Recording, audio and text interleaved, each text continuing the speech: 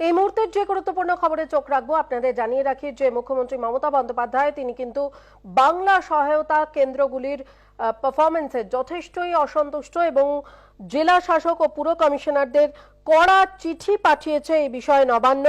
কেন্দ্রগুলির দিকে নজর রাখার নির্দেশ দেওয়া হয়েছে। বাংলা সহায়তা কেন্দ্রগুলির পরিকাঠামো নিয়ে অসন্তুষ্ট মুখ্যমন্ত্রী মমতা বন্দ্যোপাধ্যায়। জেলা শাসক পুর কমিশনারদের কড়া চিঠি নবান্নের। কেন্দ্রগুলির দিকে নজর রাখার নির্দেশ দেওয়া হয়েছে। বিদ্যুৎ, কম্পিউটার সংযোগ ইত্যাদি নিয়ে একাধিক সমস্যার কথা, একাধিক অভিযোগ জমা পড়েছে এবং সেই কারণেই যথেষ্ট ক্ষুব্ধ মুখ্যমন্ত্রী মমতা বন্দ্যোপাধ্যায়।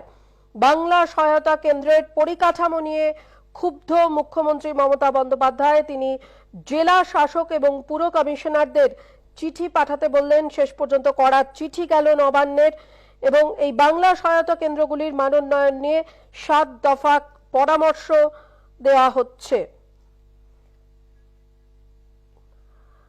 আপনাদের আরো একবার জানিয়ে রাখবো, বাংলা সহায়তা কেন্দ্রগুলির পরিকাঠামো নিয়ে অসন্তুষ্ট মুখ্যমন্ত্রী মমতা বন্দ্যোপাধ্যায়। জেলা শাসক পুর কমিশনারদের কড়া চিঠি নবান্নের। কেন্দ্রগুলিকে নজর রাখার নির্দেশ দেওয়া হয়েছে। টেলিফোনে আমাদের প্রতিনিধি দীপ্তিমান ভট্টাচার্য।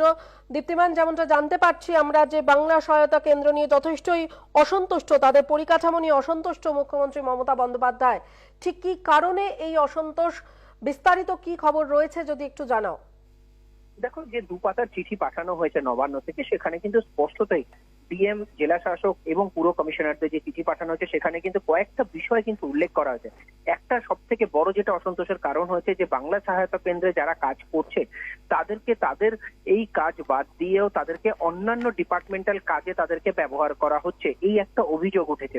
এবং এই অভিযোগটা আসার পরেই কিন্তু মুখ্যমন্ত্রী এটা নিয়ে বৈঠক করেন এবং তারপর নির্দেশ দেন যে বাংলা সহায়তা কেন্দ্রের ছেলেদেরকে শুধু বাংলা সহায়তা কেন্দ্রের কাজগুলোই তারা করবে, এর বাইরে যেন তাদেরকে ব্যবহার না করা হয়। দ্বিতীয় হচ্ছে যে বাংলা সহায়তা কেন্দ্রের যেখানে নেট ফেসিলিটি, নেট সিস্টেম, সেখানকার নেট প্রচন্ড স্লো এবং সেখানে বসে কাজ করা যায় না। ইলেকট্রিফিকেশন নিয়ে সমস্যা দেখা দিয়েছে, সেখানকার কাজকর্ম ঠিকভাবে হচ্ছে না, বেশিরভাগ সময় বিদ্যুৎহীন হয়ে থাকে।